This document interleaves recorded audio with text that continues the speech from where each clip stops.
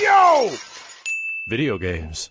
Hey, yo, chat. Hey, Yeah. So yeah, as you saw from the description of today's stream, we are going to be most likely doing a whole ass PS3 top 10 just because it's been held off for so long. It's gonna be crazy when Ultimate Marvel vs. Capcom 3 wins. Yeah. That's crazy. And then it's gonna be we're gonna have an Xbox 360. Damn, that's gonna chat. win. It's your chat. It's gonna win again. It's your chat. That's wild. It's gonna win again. Anyway, hi chat. Yeah, start thinking of games, chat, because it was like me and Steve were stressing a bit on like, so what games go up there? So many. There's so many. It's like, I think PS2 still trumps PS3 in catalog because of all the weird underground PS2 games that we probably never even heard of, you know. Sure.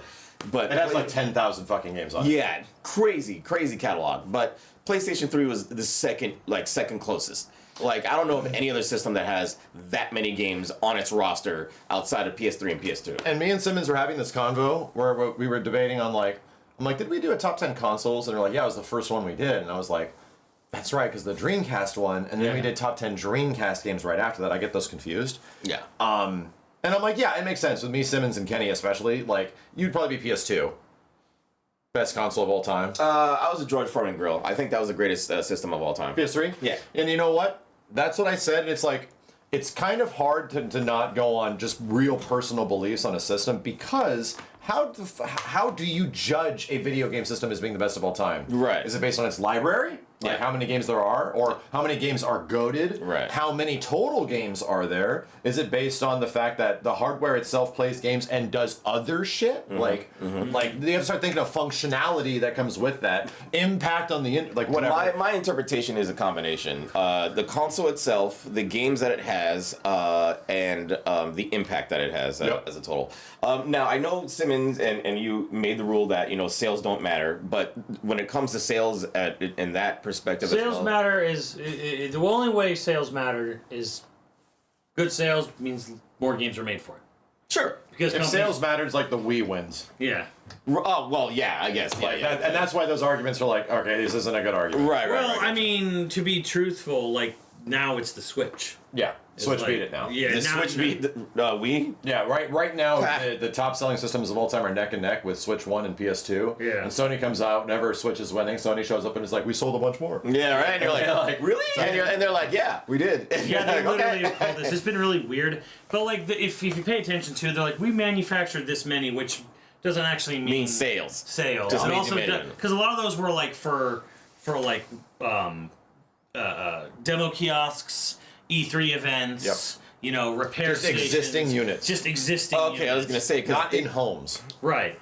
Not sold to consumers. So Switch has probably already beaten PS2 on an actual sold to human beings. Who And you know what we can thank for that? The pandemic. Yes, you can. Oh, yeah. But boy, howdy. I agree with you, Steve, where it's like, if we're talking about what a system can do and what it can play in terms of sheer volume, launch PS3 wins. It just straight wins. Completely it has PS1 and PS2 hardware on the inside. It's not emulation. It has hardware.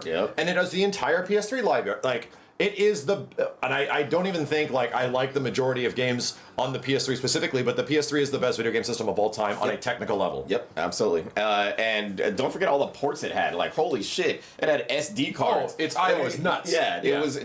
And again, what it was being advertised as was an entertainment system. It wasn't being advertised as a gaming system. They wanted you to know that, yes, you can play your DVDs and your CDs and everything else on it, and your Blu-rays on it. You could do everything under the sun from that. And it was for a fraction of the price of what a Blu-ray player was. Yeah. So why aren't you getting it? Yeah. And so that was a big kicker. They just copied exactly what they did with the PS2. Yeah. Where DVD players at the time were expensive. The problem was, the Blu-ray, the whole shebang was $600. Yeah, PS3 did not come out cheap. Where it was like, oof, this is a steep thing. And in my perspective, everybody that complained about it didn't realize that I'm getting more of a Blu-ray player plus everything else on top of that for a fraction of the price of a regular Blu-ray player on its own.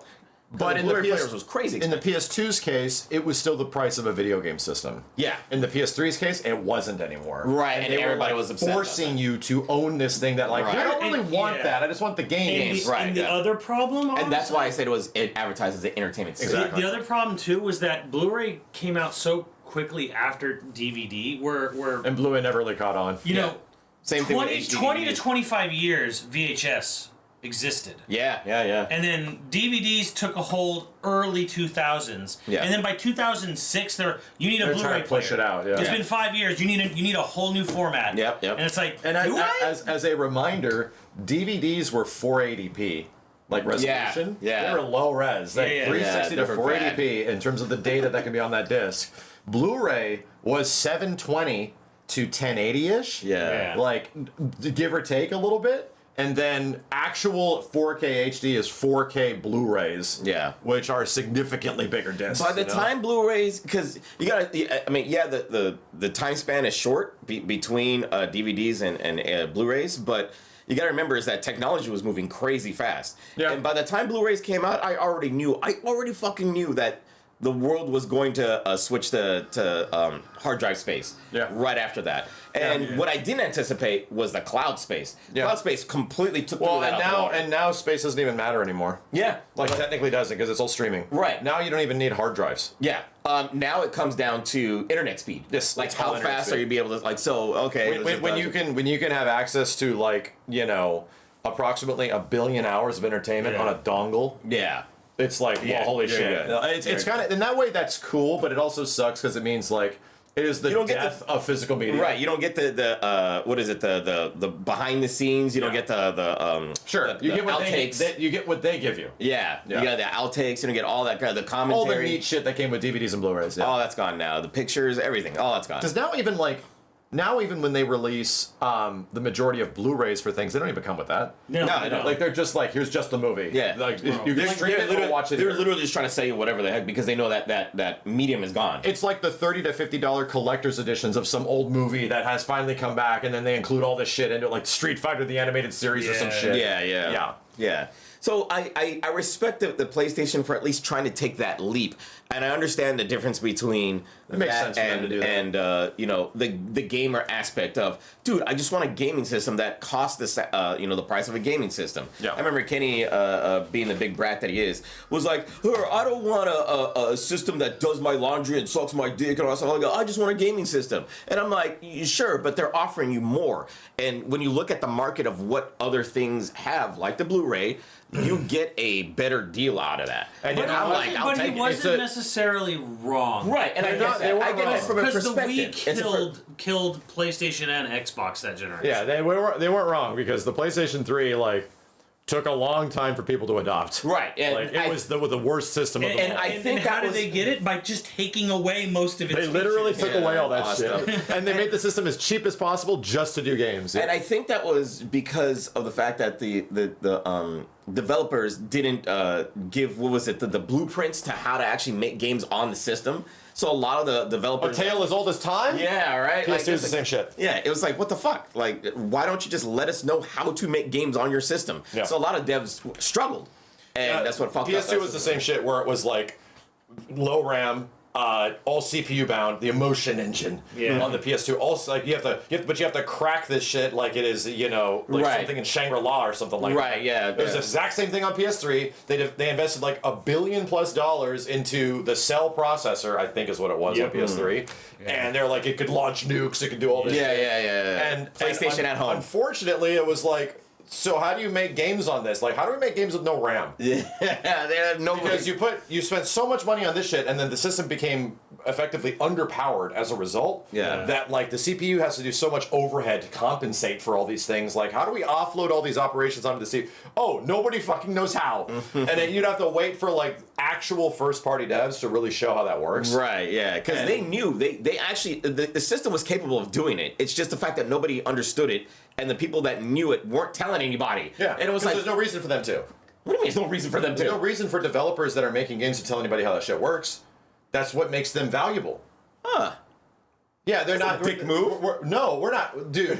It'd be like, okay, you're making a whole bunch of money doing the thing you do. Right. I'm just gonna tell everybody how I'm gonna give the cure to polio to everybody. Be like that guy. Right. No, that's not the way business works. It's so fucking weird. I'm making a lot of money doing what I do. I'm just gonna share it with the world. No, wait. My thing is, it's not the devs. It's the company that made the system. Dude, they don't even know how it works. What the fuck? Yeah, that's how. So first party, like, a certain select engineers Right. know how to tap this in and, like, effectively, in layman's terms, like, reroute how you can get more power and more shit. Right. Yeah. They figure Big, out like big brain motherfuckers. Yeah, right? yeah. So they will go to certain first party developers and be like, here's what you can do to do this. Here's what you can do to do that. they'll teach them. They don't exist in mass that much. Yeah. So the ability for them to be just, like, widely available for everyone is not there nearly as much. So that's why some games just look way better than others. Right. Like, they were willing to spend the time and the resources, because that'll cost money. Like, that will cost Sony a bunch of money to do that shit. The R&D behind, like, let's figure out how to do this shit, you know? Right. How the fuck does our shit even work? Like, the potential's there. What is it? Black on PS2. PS2. Yeah. Like, those guys just knew how to make the thing look crispy as fuck. And that was a third-party game that looked better on Xbox. Right. Oh, it did. Oh, yeah. It was a third-party game. Oh, wow. If you want to It's look the at Burnout devs. PS2 era... Yeah, those guys are goated when it comes to quality. If you want to look at, like, PS2 era, you got to look at, like, Gran Turismo's for visuals. You got to look at, like, God of War 2. You know, like, dude, even Resident Evil 4 on that system looked like shit. Like third-party devs were having a fucking time making those games look good on PS3 when they were on other systems and I shit. remember when it made it to PS2, I think it was, or no, PS4, it was like really late. Like no one really cared that the system got ported there. And then when it got RE4 there, on yeah, PS2? of course, yeah. And then like by that time, it didn't even look that good anyway. So it was like It didn't nearly look as good as the GameCube, but guess what? Sold twice as much on the PS. Hey, Because the audience was just bigger. yeah, that's why they did it in the first place. That's why they broke their contract with Nintendo. It's so weird when like I hear people talk about that too. Like, yeah, when I first played on PS2, I was like, ooh. Yep. Majority of people I did. Oh. I did. I know. Oh, That was the man. first time I played it. Dude, but the majority of people did not have a GameCube. Yeah. You realize how few people had well, GameCubes. the GameCube was so cheap by the time it did come out. I know a lot of people who actually just bought a GameCube. It was down to like just 150 or some It shit. was down to 100. Wow. It was 99. People just bought a GameCube, bought RE4, and then RE4. waited that for was it. Twilight Princess. Dude, that's crazy is that you could have gotten like what is effectively like the pinnacle of what the video game industry has to offer in terms of visuals and gameplay for like $150. Yep. Like, it just out the gate, I'm right in there. It was $100 for the system, $50 for the game. Good luck. It's like, wow. They were trying back then. So those days are pretty much gone though, right? Oh, God. No, I'm going back to devs not teaching others how to make games on their system. Oh no, that still happens. That still happens? Oh, Still that's happens. absolutely a thing. All over the place. It's not nearly as bad because after the PS3, which like could have sank Sony. Yeah. If they didn't recoil back and change a lot of their strategy. Yeah. What do they do with the PS4? They dumped all that shit. Like our PS4 is practically an Xbox. Like Xbox is practically a Yeah, well, PS4. because like the cell processor, it was Crazy Ken's downfall. You know, the architect. Ken's downfall. Yeah, Ken Kutaragi, who's the architect of the PS1, the PS2, the PS3, he's basically lost the company $1 billion on the cell processor in the PS3. It was a big gamble. And he basically got demoted. Ken Kutaragi. Yeah, there it is. PS4 and God of War 3 better be up there. Yeah, Crazy Ken lost Sony a bunch of money, and he pretty much got like demoted out. Ken is the like. Yeah. He's that guy, right? Or he's like, like in that one picture. Crazy Ken. Yeah. Ridge Racer, like that's him. But he pioneered PS1 and PS2. The thing was, he was a genius at getting PS1 at the time. Yeah. Getting the 3D acceleration on the PS1 down to a consumer level affordability. Ah, okay. The problem was that That's Kaz Hirai. Sorry. Thank you. by the time you get to PS3, that's where he's no longer doing things that like, okay, how can I make it like as cheap as possible? Now he's like Rolls Roycing it, right? Yeah. And that's what you get hired for. The R&D at Sony to make the cell processor lost them $1 billion because the cell processor didn't get used in anything because the technology industry became more GPU focused rather than CPU, focused. And that's why Mark Cerny comes in and he makes the PS4's architecture. Right. And how does he do it? By basically going off-the-shelf parts. all right, no more custom proprietary stuff. Which costs you $1 billion. We're gonna make deals and we're gonna use more off the part stuff. So that's not Shuhei, right? There's Kaz Hirai, Ken Kutaragi, which was this dude. Yeah. And there was who's the guy that went eventually into Sony independent and then left Sony recently. He's the father of the PlayStation. Not Shu Yoshida. Shuhei Yoshida. Is it Shu Yoshida? I think, I was thinking Shuhei Yoshida. Thank you. Yeah. He's like the father of the PlayStation, like for the most Currently. part. No, he recently left. Oh, okay. He just left. And to be honest, like the current, not the current, but the previous tenure of like the PlayStation 5 era, the big piece of shit.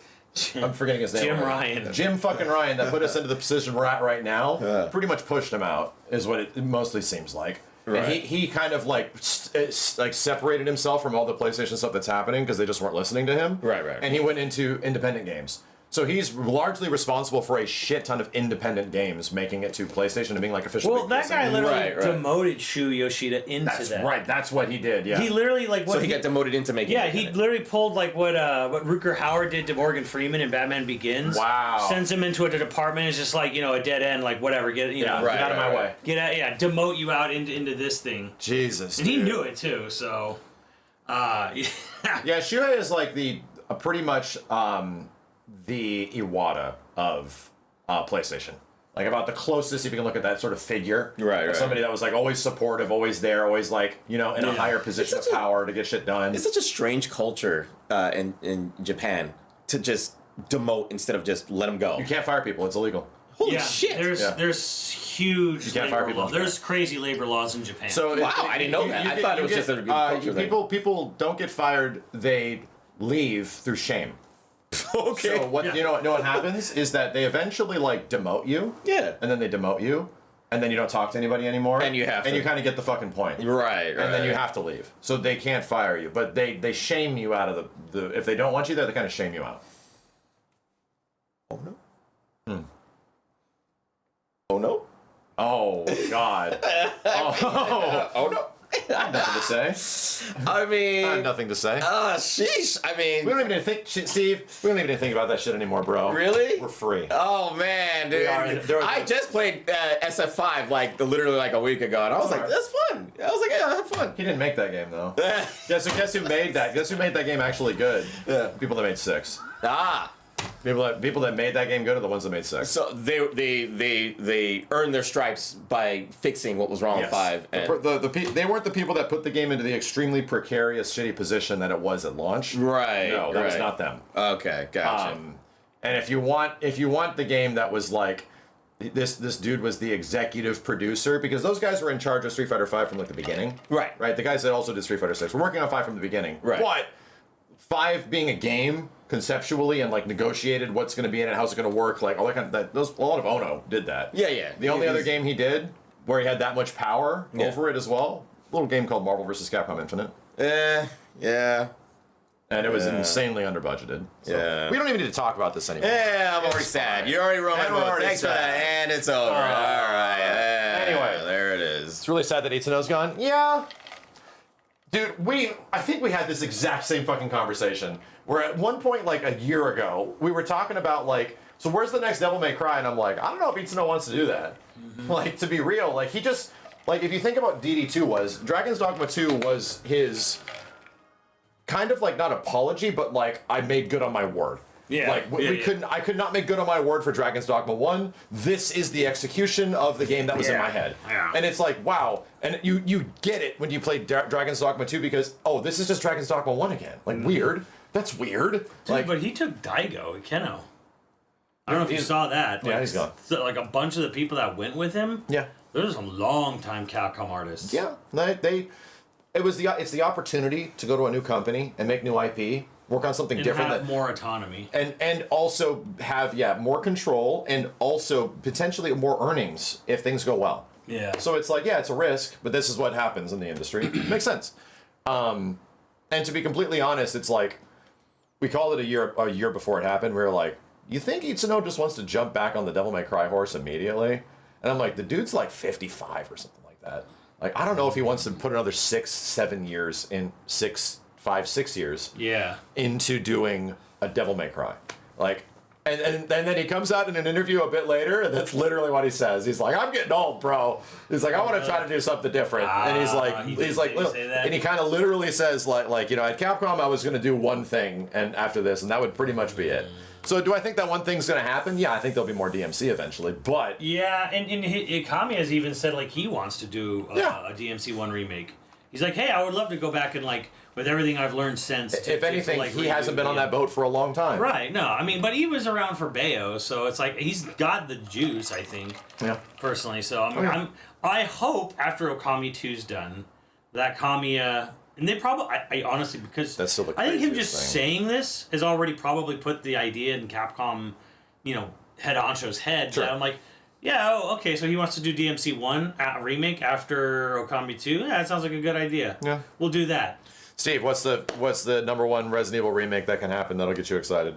Remake. Yeah. RE5. Easy. And we were having this conversation where like people were like, so if they remake RE5, is it going to have co-op? Because none of the Resident Evil games that have come out are the remixes, have any fucking multiplayer. Right. There are separate multiplayer games. Yeah, they're stacked on top of it.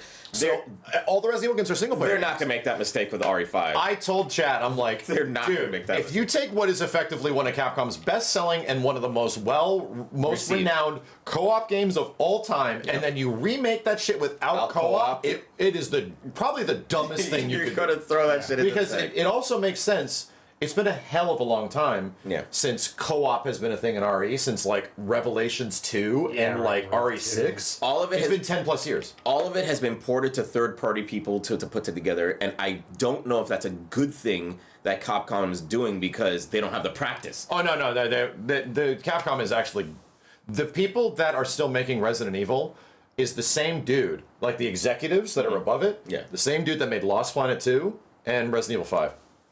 He's still there. Oh, okay. So Jun Takeuchi. Jun Takeuchi. Yeah, he was the OG Capcom multiplayer dude. Like he was the co-op guy. I think he was the director of 5. Yeah, and he also worked on 4. And then that game was so successful it bumped him into a higher position. And then he made Lost Planet 2 after that.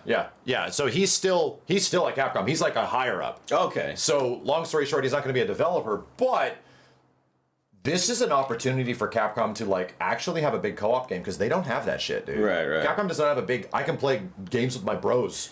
They don't have a ton of. Can I just say, like, Capcom is the luckiest sons of bitches in the world. They're just repeating their success again. Right? No, because their revolving door of talent for Resident Evil is insanity. Like, okay, so Mikami 1 and 4, and Kamiya did 2. The greatest fucking, like, some of the greatest game directors of all time, and they got chased, burned out of the company for a while. Yep. And then they had, June, who does 5, and 5 is very fucking successful and very different good. Also. Yeah. Right, and like somehow they made it, like, it only became a problem really when 6 came out, sold well off of 5, but wasn't really that well received or good. But then Capcom was smart to also, all right, well, rethink the wheel, and now they have. The guy who did 7 is doing 9, and it's like, I don't know how they got so lucky. I know. Where every time, like, a whole fucking, like, staff of, like, visionaries either get promoted out or just leave the company, leave Resident Evil, and then someone else comes in and picks up the and pieces manages to, like, runs with it re-envision the franchise. and makes it work. Yeah. And I'm That's like, crazy. no game franchise is this lucky. Nobody thought, like, as we're talking, the guy that made Requiem is the same dude that made 7. 7, yeah. And the dude that made 7 had the idea, what if we made this first person? And it was like, you would never think Resident Evil could be a first person game. Right. Never, ever think that. I can imagine the looks on the guys, like, all of the staff's faces when he said, yeah, let's make it first person. They're like, Are you fucking insane? What? Yeah. And it worked. And it worked. It's now one of the best selling Resident Did you Evil. know that was the original vision? That is first person? Resident Evil. 7. For the very first one? The very first game. Oh, yeah. People are like, Because would you imagine first one? Like, that is literally what Mikami wanted So it that's to be. that what they couldn't do because of limitations. Limitations. Yeah. Wow. Like, RE1 is nothing but compromise. He wanted it to be a first-person game Poor gun survivor. in a haunted house with, like, ghosts and supernatural elements. And everything that game exists is just a compromise because they couldn't do it. So, you guys saw the Resident Evil presentation, right? Yeah. I, like, skimmed through it. You skimmed through it, so you saw Leon doing action shit. Right. They introduced it where they were like, we were originally going to have Leon be in a spooky game. where it was going to be like Leon is like not as combat capable, and it's scary. But they said it doesn't fit Leon because he's so experienced, right? Like, and it's like why? That's why they did what they did. But anyway, they show footage that doesn't look like really final. It looks kind of old of like Leon in a spooky game. Did you see the little thing in the corner? What did it say? They said like this is an early version of the game. This is not the final game. So that was a different game. They literally say it like they had a little thing in the corner. That said, this is not the version of the game. That is exactly what I was going to ask. I didn't see that note. So I was like, was that just the original RE9? And it was. Yeah, it was. Yeah. Okay. Leon slowly walking around spooky shit. I thought that was really cool of them to do that, to show that footage. Because RE4 did that. Literally, but like at the time, that was the game. Yeah. Like this is after the fact that they've already canceled this version. They're like, yeah, here's an early version build of the game. This will not appear in the final. This is not like, this is not the game anymore. But it's fascinating because it's the exact same shit that Resident Evil 4 went through. Yeah. Where they made Leon into a spooky game. Have you ever seen that? You've seen it. Yeah, so like I said, I skimmed through it and I saw him like do like a bunch He's being hunted by ghosts and shit. Right, and he's doing the kicks that he did in 4, but it's not multi-hitting enemies. Yeah. It's only about like fighting a couple of and it's creatures. pushing others away, but like before he did like a spin kick and knocked like 7 of them on the ground. It's a slow meandering Leon spooky game that was going to be on GameCube. Right. And then they're like, this shit ain't working. And they turned it into Resident Evil 4. Right. So I find it kind of funny that like history is repeating itself, where Leon is in a big action game again, technically. But the original concept was him being in a spooky game, and it also didn't work. Yeah. So it's like, wow, we are literally repeating history. So when it comes to 5 and a remake thing, the devs, couldn't they go to the other devs for like Monster Hunter and like get help with online? No, they don't communicate. They don't. Okay, because I figure like it is still Capcom, but they don't communicate as often. Teams don't communicate with another team. You know what's weird is like hearing about, and I've heard about this directly from the source. Yep. Like they're in their own building. They're somewhere else. They don't talk to their anyone. own separate department. There might be some communications here and there in between stuff, but when they're working on like a Monster Hunter or a Resident Evil, they're at completely different pipelines of development. Yeah. And to the point where they're trying to hit milestones, if not release dates. Yeah. They have no fucking time to go talk to people. I'm here for 8 hours a day, bitch. I got no time to spend doing anything else but doing this. Like, I have to finish this. So it's like, unless you start creating after... There's like... I think there's things that happen after post-game development where it's like, what did we learn? Yeah. Like, what fucking happened? Well... And we can apply this across the board, you know? This is a big issue in the industry now, and Square found out the hard way... real hard with Luminous engine and stuff like that. Multiple doesn't know what to do. So this is but I think, and I don't know the inner workings of Capcom, but I know that everything got moved to RE engine, and I'm sure there's been like plenty of internal company like, how do you use this engine? Oh yeah, because now every team is using the same internal engine. Right? But RE engine, in the same way, when they were challenged with 2 different ways of making RE engine games, like bigger RE engine games, like Dragon's Dogma 2 and Monster Hunter Wilds. They both ran into similar issues. Completely unrelated to each other, but ran into the same problems, where the performance of the game sucks. This engine doesn't work. And it's just because like they were figuring out solutions to their problems individually per project, and like trying to get the game to run as good as possible. It was the same shit, dude. Right. And Wilds is still figuring it out. Honestly, it's not related to Capcom, but this is why I keep fucking pimping and shilling for Monolith off, because they made an internal R&D department, and they're much smaller. And they're like 300 something people, and they made an R&D department. They said, why?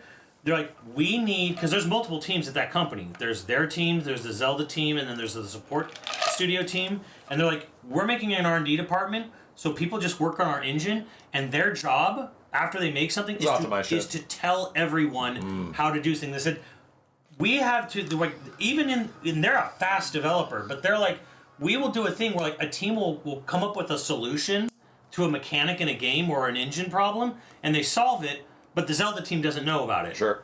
Or vice versa. And they're like, this is a problem. We don't want knowledge to be lost. Yeah. After we finish a game. That makes sense. And then we move on to the next project, and then it's like, well, how did we solve this? And we'll come in, like, we need a document, and we need to spread it around and make sure everyone knows what, if someone has an issue, like he said, like, if someone on a team says, hey, I want the engine to be able to do this, the R&D department goes and figures it out, and then they blast it to the rest of the whole development on every team, okay, this guy said he wanted to learn how to do this open world tricker thing.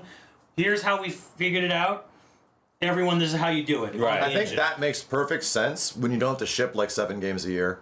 Mm-hmm. Yeah. You know, when you only have to make like 1 or 2 titles like every year or two, that makes sense why you would have the resources and availability to create a squad. But yeah, but like that's why. But I mean, to me, this is what project management is. This is what I think all of the other game companies don't get when they're talking about like AI is going to like fast track all our development and da da da. I'm like, no, what you should do is kind of what's been done, where it's like, no, everyone like start documenting your own engine, have your own R&D department for this stuff, like project manage this thing, And there's figure out what to do from a human perspective, and then like teach it. You also have to think of like people also don't want to be taught shit when they're working on this stuff, and they might know more about what's happening in their individual project.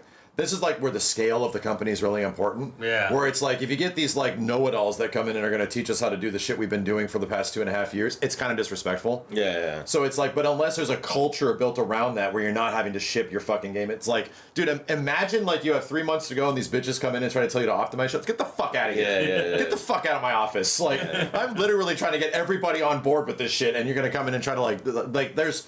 These are people; they're not robots. Yeah, so it's like microtransactions. In a moment where you only ship 1 or 2 games a year, it's like, okay, everybody, every 6 months, get the fuck in here. Here's some crazy shit we found. Let's start making sure all of our pipelines are lining up in this way, right? Like it makes sense that since Monolith Soft didn't like blow up, and they don't publish their own games. Like No, they're owned That's the entirely big by part. Nintendo. What is the general consensus of how often a game company should release games? Like, what is how much money they lose making them? Pretty much. Like, Well, I mean, think of it this way though. Naughty Dog hasn't made a new game in like a decade, almost. yeah, At this point, Yeah. or Owned like by Sony. half a decade or whatever.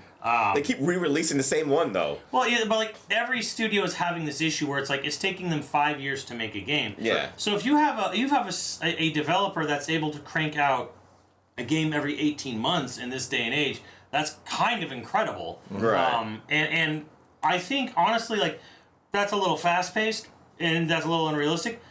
But I think we do need to get to a point where games can be made in two and a half years, and not from crunching, and not from AI, but just good project management. Yeah. And a lot of that comes in from the very beginning. Yeah. Like when Capcom is making, I think one reason why they were able to RE2. I mean, RE2 had a kind of little tumultuous development, but RE4 same remake, developers, same engine.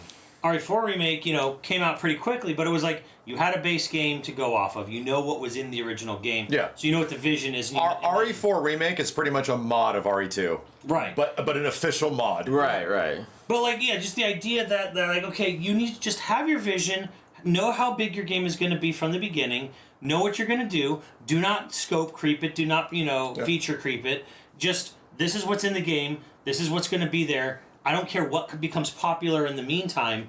This is the game we're making. Yeah. And it comes out, and then that's it. Yeah. Hey, chat. Answer this question. What game took the longest to develop without saying Grand Theft Auto? Damn.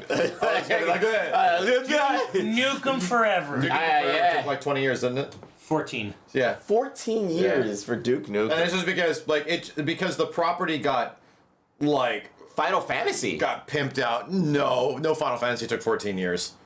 No, some of them took No, like 10. 15 took close to 10. Close to 10. But Duke Nukem Forever got pimped out because the franchise was owned by a bunch of different people along the way, and they were making games and they got canceled. Yeah. And so it was going all over the place, and eventually landed in the hands where they can release a shitty game. Yeah. So they did. And they released a shitty Duke Nukem Forever game. Final Fantasy 15. 15 took a long time. It took about 9 years to come out. Oh, wow. Star Citizen is up there too. Yeah, that's a good Star point. Citizen. Well, Star Citizen's never coming out. But that's Damn. that game. It's never coming out, but it's also is out. It also is out and is technically never going to be It's officially just released. It's been an early access game that just Hasn't Star Citizen earned close to $1 billion billion in fund making? Yes. Like, in its fundraising. Tekken 7 took a long time. Tekken 7 took a long time. It took 2 years to make the console version. Give me a break. I was gonna say Dead Island 2. That thing, I remember fucking ads for that game like while we wait for Kenny, literally hold like on. 6 years ago. I wanted to show these guys something.